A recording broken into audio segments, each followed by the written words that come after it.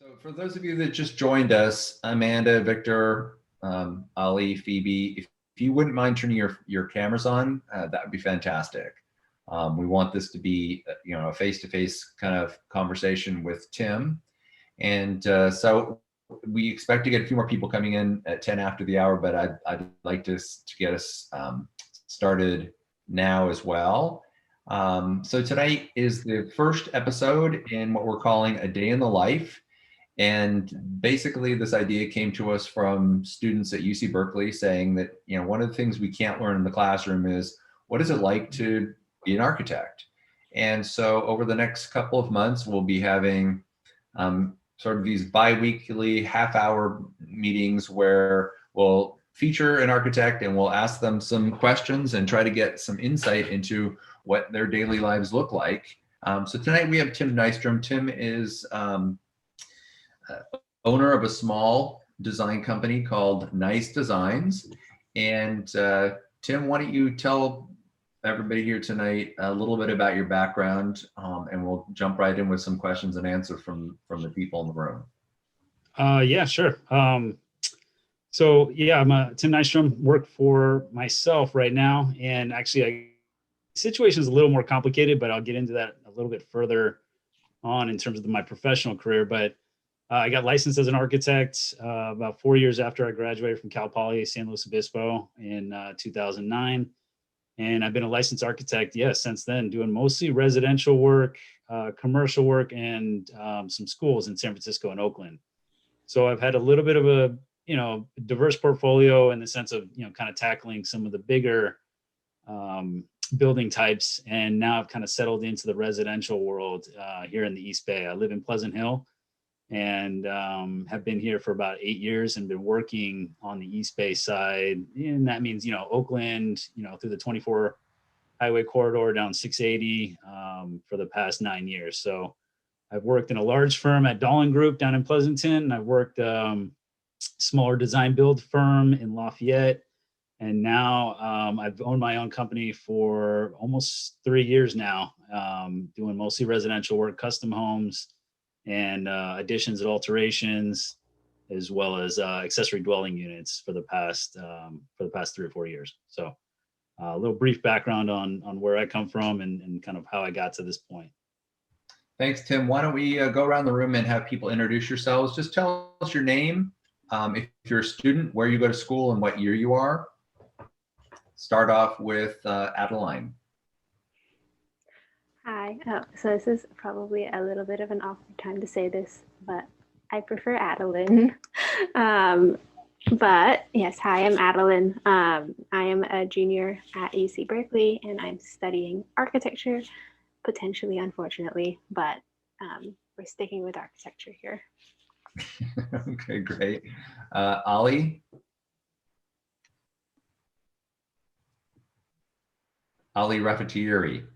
Not happening. No, we got two Ollie's. There you go. I'm just a host here. I'm just a listener here, actually. So I am on the board of the AIA East Bay chapter, and I work for the city of Oakland in the housing department. And I have also an undergraduate degree in architecture and a graduate degree in sustainable building. And if I could, I would also be happy to answer the questions. Fantastic. Peter Karpik? Hi, yeah, my name is Peter Karpik. I'm a senior at UC Berkeley CED studying architecture, and I have a background in real estate. Fantastic. Victor Tsay? I'm Victor. I'm a second-year architecture major at UC Berkeley. Thank you. Mary? Hi, I'm Mary. I'm a third-year student at UC Berkeley studying architecture. I don't have a name for this person, so I'm going to go over here. Jasmine?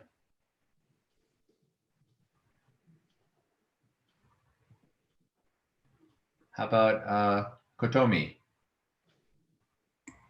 I am Kotomi. I'm a first year majoring in architecture at UC Berkeley.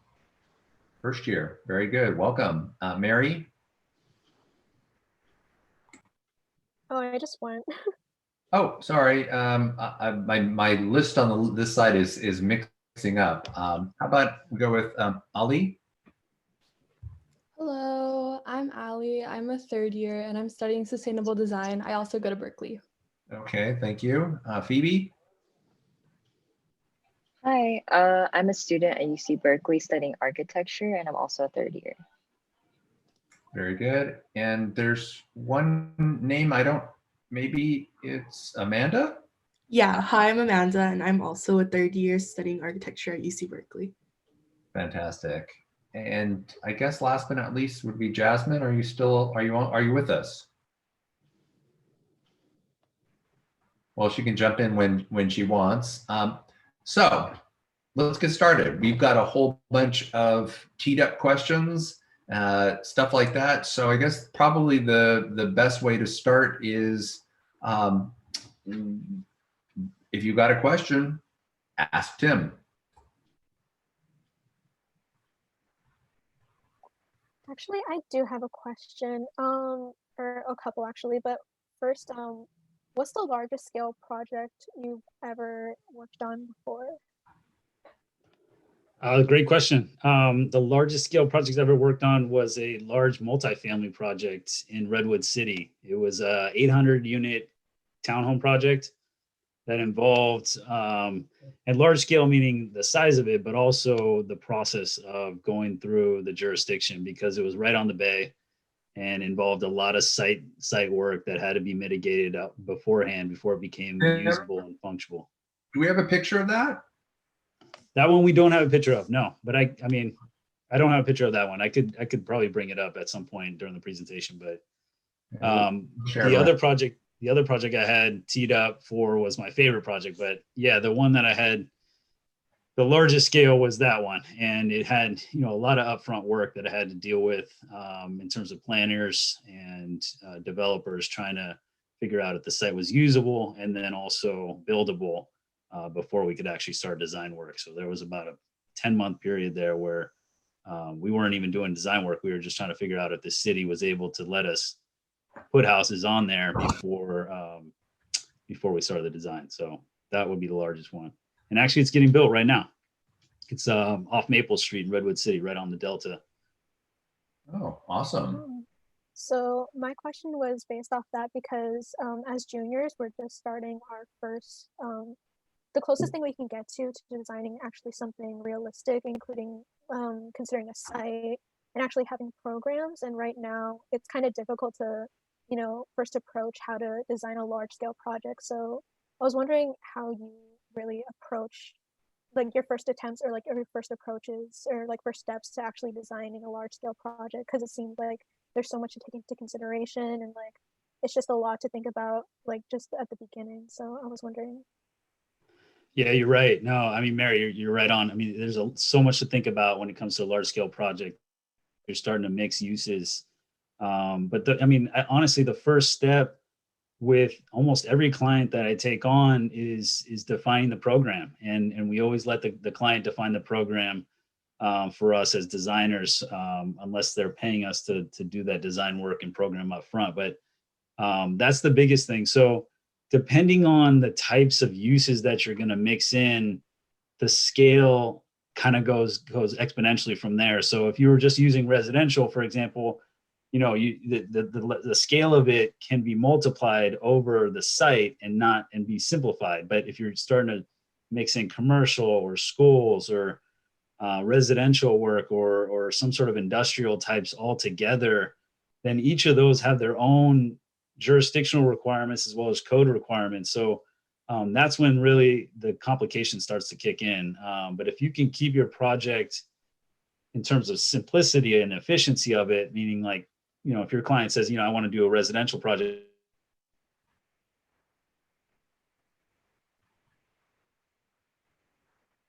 depending on how big the site is. So really the problem is when it comes to the ability to mix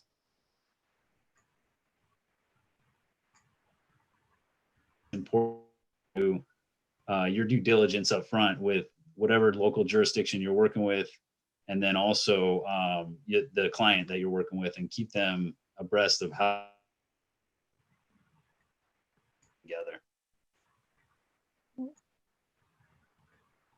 So what's the biggest challenge that comes with such a large scale project that you dealt with so far? The biggest would be usually it's either money and budget, or their budget and how can we afford to be efficient with the money they have as part of the program. So, and the design up front for the not to go over the budget that they're looking for. So that's a because a lot of times at larger scale projects, clients are really looking to get to a number. They got their pro formas.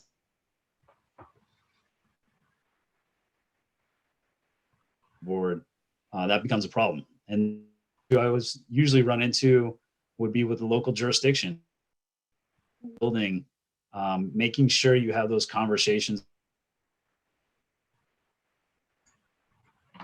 individuals in those organizations that are players in the design scheme, so that you don't run into issues of I think one of the biggest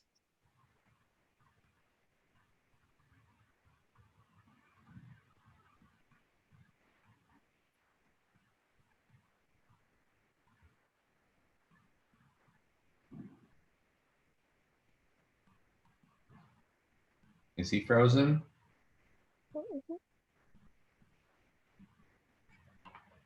Oh, that's looking like a serious freeze. Come on, Tim, come back to us. I don't know if this would be like a good time to play the video, or do we want him to be present so we can watch his reaction? I don't know. Well, while we're waiting for him to get back, no, I think that's an awesome idea. He's provided some bits and pieces for us to take a look at. I'm going to let him talk about this, but one of the things that he provided was, because the question was, where do you work? So, clearly this is his home office, but he also sent us some video. This is, I believe, well, I'm going to let it speaks for itself. Morning, everybody. About 6:30 today. Getting the day started. Classic cup of Joe. Got the kids feeding the air, starting the day out right. Go ahead and check the calendar and some emails, see what's going on today. But yeah, just about ready to get started. So there you have a look inside of, I'm sure none of you have are at the phase where you're going to have to work at home and take care of your children. But that looks like a lot of fun. If it weren't 6 a.m. in the morning. Why this? Tim, are you back? I'm back. Sorry about that. That's okay. That's all right. So let me stop that. We've got another. That was actually a pretty good cutaway. Yeah, where did I leave off? You were finishing answering a question that Mary had about large projects and managing your customers. I've got another question from Peter. Peter, you can just unmute yourself and ask your question. Yeah, so I wrote, what is your design philosophy, and where or who did you draw inspiration from in the past or currently? And was there like a transformative moment for you in school or at a firm you worked at that kind of brought this into fruition and helped you realize this? Yeah, another great question. Thanks, Peter. Honestly, in school, I had an architect I was always following, and I really loved his work, Carlos Scarpa, an international designer who had a lot of simplicity and concrete forms, and I always aspired to try and be him, because I just admired his work and the way his process was. He really didn't take a lot of crap from any clients, and he really got his design to come through in the end, no matter how much it cost. So as a student, I always looked up to him, but when I got into the workforce, it's interesting because you take on different roles depending on the job you take. and you find mentors within those organizations or firms that you apply to, and you actually take on, just like your mom and dad, I mean, just like people you look up to, you take on their personalities and their characteristics of architecture. And so I had several mentors within firms that I worked for at Dahlin Group and LCA and some of these other local firms that you really just kind of adapt and become them. And you look for good designers that help you define your philosophy, your design philosophy, and your and the characteristics you put into your work going forward. So in one sense, like in college, it was great to mimic another, you know, a starchitect and think that you were going to be them. But once I got into the real world, it was hard to do that because you just didn't have those clients up front that would let you do whatever you wanted for the budgets that were unlimited. So, you know, it's a little discouraging to say that, but on the other hand, the reality is find a good, you know, find licensed architects that you'll be working with closely and learn from them and become them, just like you learn from a lot of people in work environments and then also at your home environment. So that's kind of how I evolved, in making sure you make those right decisions with the people you choose to lead you and to become your mentors. The AIA has great resources in terms of, you know, having mentorships. I know we're coming out with a new program in the spring that are going to, you know, provide mentorships for students like yourselves. So just be choosy and be careful, you know, just like picking a significant other, you know, you want to be able to latch onto them and learn and grow. So that's kind of how I did it. But yeah, those are my two answers, Carlos Scarpa, and then I had a couple of mentors along the way. Well, I think this is a good time to look at you. One of the things that the student asked was, can you show us one of your favorite projects? So I'm going to bring up this slide again, and you can walk us through this, talk about those influences you were just speaking about. Tell us what we're looking at. Yeah, this is a townhome project. This was the first townhome project I designed on my own, basically with a firm, in collaboration with a firm. So I designed this with the client when I was working at Dahlin Group, and then, you know, they contacted me about doing a project in Mountain View, and this is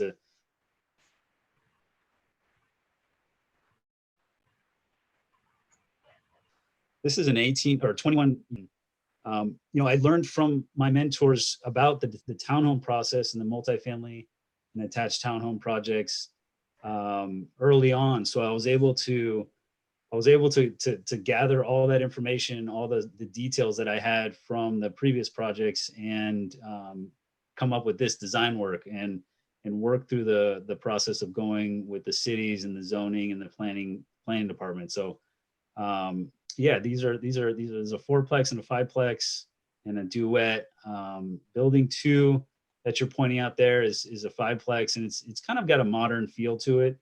You know, we try to create some characteristics with the colors and the materials for each of the units. But this is my favorite because it gave me an opportunity to do my own design work. And, you know, as you guys grow up and evolve into the professional environment, it's quite a leap into a new era, a new space for me, and you take on all kinds of risks, which you know, keep you up at night and make your stomach go in knots. But in the end, when you start to see the thing come to fruition, as well as get approved by the planning departments and the jurisdictions, and then start to get built, it's such a great feeling. So this is why it's my favorite project. It's, you know, maybe it's not like the best, although it did get photographed in a magazine. So I mean, I felt really good about that. And they all got sold, so that was a good thing too. So people bought them.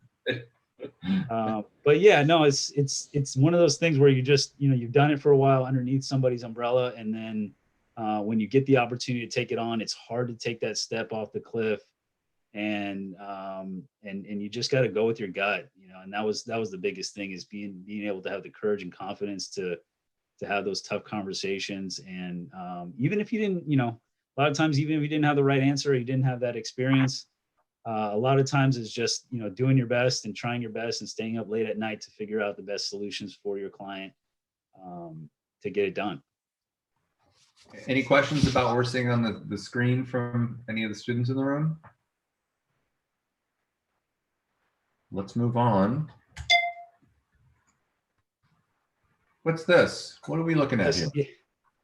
So this is my workspace. So this is where I work. I got a couple of screens, just like I'm sure many of you do. Got the one Apple, got the PC laptop, got my iPad, couple mouses, and my phone. What's this? Yeah, that's this is me. Yeah, I'm working next to somebody here, so it's a plexiglass screen to keep you COVID free in my workstation. So, but it also doubles as a writing board for me and my partner. So the one thing I didn't tell you guys is, okay, so my professional situations evolved quite a bit, and some of you might run into this as well as you get into your careers. Is so I started my firm 3 or 4 years ago, but I recently got approached by two Cal Poly, my Cal Poly roommate and then another Cal Poly architect, about owning a firm in Benicia. So right now I'm kind of playing a double agent. I'm doing my own work for myself full time, and then I've also gotten hired as an independent contractor to help out at a firm in Benicia called OA. I'm kind of playing both roles right now. One I started as my own. I want to keep it as my own. I love the idea of having my own work and my own business, but I've also realized that there's other work out there and there's other opportunities out there. So I'm really kind of playing this role right now at this firm. So the Mac computer is my OAG computer, and then my other one is my Dell is the one that I use for my Nice Designs work. So that's why you see this work environment, and I basically got 2 full-time jobs at this point. Nice. Is the work that you do with OEG different than what you had been doing at Nice Designs? No, it's still residential work. It's more at a production housing level and a multifamily housing level. So a lot of the stuff I do at Nice Designs is singles. It's custom homes, ADUs, single clients. Whereas now I'm working for bigger developers and more corporate major companies. So it is a little different, but the residential stuff is still the same. So we watched while you were rejoining us, we watched your morning routine, which is a cup of coffee and getting your kids up. Shall we take a look at another point in your day? Yeah, so I did three video diaries. The second one's about midday. So this is me midday. It's about 1 o'clock. About to head out for a walk. Beautiful waterfront Benicia. Head out with the boys and just get some fresh air. Hopefully get a mile in here or more. All right. So tell us what we're seeing there. Yeah, so that's me at OAG. It's a nice little old arterial building that's right on the waterfront. But I'm just like everybody else. Like, you got to get out. I mean, it's just it's so hard to stay in front of a computer and just work all the time. And as architects, as student architects, you guys already know this. Like, you're in front of a screen so much. I got to remind myself, I got to get out and walk. And to me, and this may be one of your questions, it's like, how do I get inspiration? A lot of times just walking. It's just walking and sometimes just walking by myself, just thinking about what I'm doing or what I'm trying to do, trying to play out scenarios in my head of what's going to come and what's happening this day or the next day or the days to come. So I need to walk, get fresh air. You guys got to do the same as students. Make sure you get some exercise, because I swear, sometimes I look at the clock. It's like, I get to work 7:30, 8, and just time goes by. It just flies by. So this is me and my one of my partners that we go for a walk every day around the office and try and get some fresh air. We talk about anything but architecture. That's the rule. Nice. So this is the end of the day, right? Set this clip up. Yeah. So this is me. I come home. So at this point, I made dinner for my kids. I put them down, give them the bath, all that good stuff. I've taken my dog for another walk so I can kind of clear my head, kind of decompress from the day.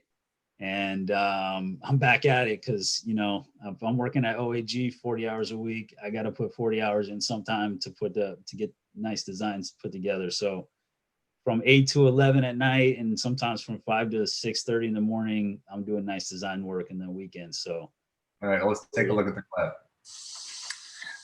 All right, it's about 8:15. Got the kids to bed. Got to settle into the home office, get some nice design work done for a couple hours, kind of close up shop that way. And looks like I got a little bit more laundry to do too. But anyways, all right, have a good night. Multitasking, huh? Is that part of yeah. Yeah, it's just, you know, as architects, we like, you know, I don't think we're ever satisfied just being stable, you know, with one thing. I feel like we always got to have something else going on. So that's my life. Get up around 5:36, all the way to about 10:30, 11. I mean, students, you guys know, I mean, it's no different, you know. So I unfortunately have to say, as you get in the professional environment, if you're looking to take on lots of stuff, it's not going to be any different than what you're doing right now in terms of hours you're putting in. The work might be different, but just make sure you know what you're doing is you're passionate about, because that's the only way you're going to wake up early in the morning, try and get that deadline done, or that's the only way you're going to stay late at night to try and get your clients happy about the projects they want to get done.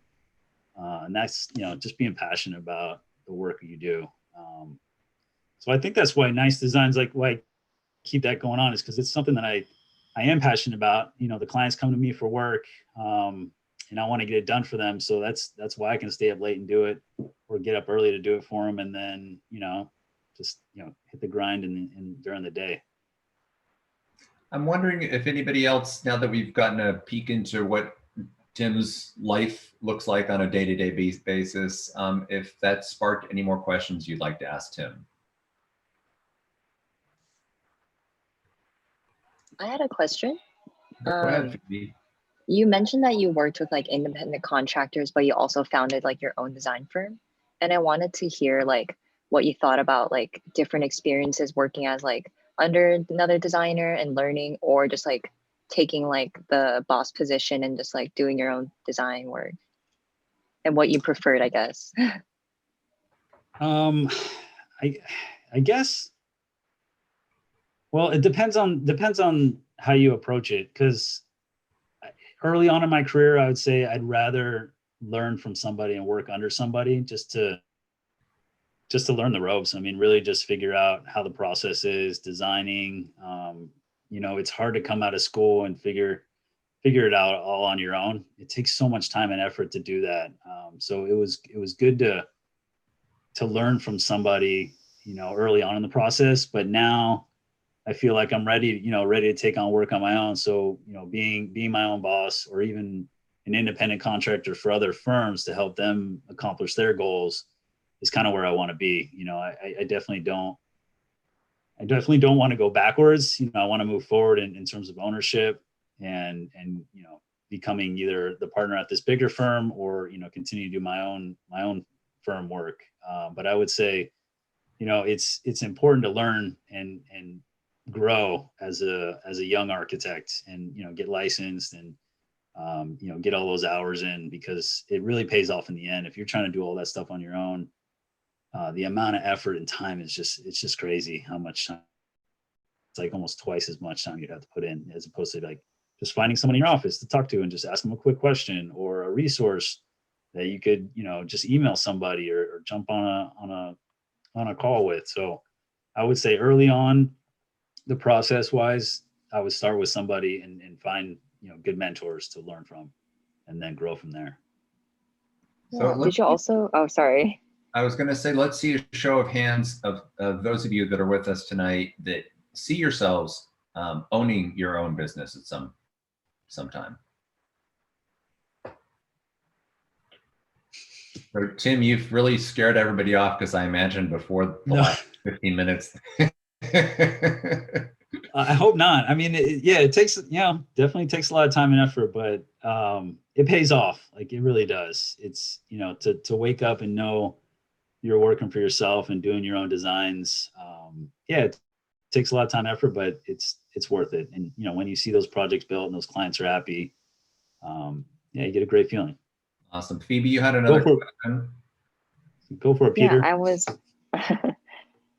Sorry, I wanted to ask like if you had any advice for like someone like trying to pick between like working for a small firm or like a bigger firm in the beginning. Oh, that's a great question. Yeah, because I would say, I mean, my immediate reaction is I would say a small firm, honestly. It's just, and again, and this is all based on my experience. You can definitely get people saying different things, but um, I would say a small firm because you get to develop relationships with, some of the management, upper management early on, maybe even the principals and owners of that firm, depending on how small it is. They'll take you under their wing and really start to guide you right from the beginning. In larger firms, and again, like I said, I worked at a larger firm as well. You kind of have to start from the bottom. You really do, and have to grow and climb up the ladder, and you really get those projects and those tasks as a entry level, and that's what you get. You get a lot of entry level stuff, which is definitely part of the learning process. Don't get me wrong, but I think you would get that at a smaller firm too. But there'd be plenty of opportunities for you to, say, hey, look, I can take on that other part of the project as well. Can you just show me really quick and I can learn how to do it. And then, you can, principal or whoever you're working, project manager, whoever you're working for, you can go on and keep doing what you're doing. I'll just take that on. If you've really got the ambition in a smaller firm, the opportunities are much greater in my experience in terms of moving up quickly, gaining trust, and being loyal to those in a smaller firm goes a long way. Thank That was a you. great Yeah, question, that Phoebe. sounds, yeah, thank you. That was really cool. Also helps you learn how to run a business too. You start to see how management runs the business, and that was one of the benefits that I had is you really get to start to look at the books, financials. I mean, because as students, one of the biggest things is it's hard to learn how to run a business when you're learning how to do architecture. You have so many hours crunching on architecture work. You're really putting the time and effort into design and learning and the process of doing design and turning in projects, learning new software. I mean, when do you find the time to run a business? You don't. I mean, unless you're trying to double major or get a minor in business, it doesn't happen, unless you learn it through experience. And yeah, the small firms definitely help you do that. Any more questions? Any other? I'm all ears now. Okay, I have some questions for you guys. We want to make this a valuable program for you and the rest of the people that come afterward. And so we've done our best in this first episode to try to provide you with a look into one person's experience. We were listening to you from the questions that you sent us. I'd love to hear some feedback. How did you feel about this format? How can we improve it? Where would you have liked to see something a little, something better or deeper, or any feedback would be really valuable. And if you thought it sucked, we need to know that too. Anyone care to weigh in? How did you feel about it? Adeline, maybe you could start. I think obviously the clips were great, and I think everyone agrees, but maybe a little bit more conversation. I know it's hard with Zoom because you have to unmute yourself and then start again, but maybe I don't know, a conversation. I don't know how other people feel about that. But yeah, and lots more images. We're visual people. Mm-hmm. Yep. So we could be talking while we're showing pictures. Any other observations? Peter, I see you nodding your head. Yeah, I agree. I think more images for sure would be helpful for us visual learners, as well as maybe being able to address questions ahead of time, before we get into the Q&A necessarily. We can post questions ahead of time and they can kind of be addressed as we go along in the presentation, just to kind of fill in the gaps. Gotcha. Mary, you're nodding away over there. What do you think? Yeah, because I think personally, based off of my question and then going into one of his projects. I think it would have been better if I saw the presentation a bit more and then kind of got an idea of how, you know, he goes about his own work and like just kind of understanding his own daily life at the same time, and then go about asking questions that relate to it as well. Gotcha. Perhaps we could do that as an intro, which would be Tim was speaking over, you know, this is the school I went to, and here's my favorite project, and covering that. And then when we got into this room with all the people, we could go back to, can you go back to that slide where your project was? I got a question about that, you know, the tower or the buildings around it or something. That way it could be more interactive. Any other ideas? That really, there's nothing off the table here. Victor, you've been quiet. Is this what you wanted? Yeah, I think so. I guess some more background on Tim's like past and experience could be helpful. Okay, so that we would want to include that in the intro part. One thing I'm envisioning also is that this will live sort of on a page. So on a web page where this video will be available to play there, but also what you guys are describing, like a bio and some more information. So that probably would have been helpful in promoting this, and then engaging you guys directly with some really specific questions that you can get your questions answered. As a follow-up too, I want to try to figure out how to make this interactive, not only while we're having this conversation, but afterward. And so I'm going to ask if Tim doesn't mind. When this is finished, I'll send the link out to everybody to share with your friends, but also on that page will be the ability to reach out to Tim and ask him questions directly. You know, I want to connect you guys, because sometimes in a public forum, you don't ask the same question. And also, I think you probably want to be able to, some of you will want to send him your resume. Yeah, it's no problem with me. Absolutely. Awesome. Well, if that's all the time we have for this evening, I really appreciate you guys showing up tonight. We're going to take all of your input to heart. Tell your friends and fellow students to join us next time, when we'll have, I've teed up one of our board members who works for a much larger firm. She's a little bit further along in her career than well, I think actually she probably uses as many years in as Tim, but it'll be like, this is the spectrum of Tim is working with a small firm by himself, residential. She works for a giant international firm doing giant projects. And then we can sort of work our way back towards the middle with our specialties. So thanks again for everybody. And again, Tim, thank you so much for your time. We really do appreciate it, everybody. Yeah, no problem. Yep. I was happy to do it. Email me if you want. I just put my email in the chat. If you guys got any other questions, or we can talk on the phone, just send me a quick email.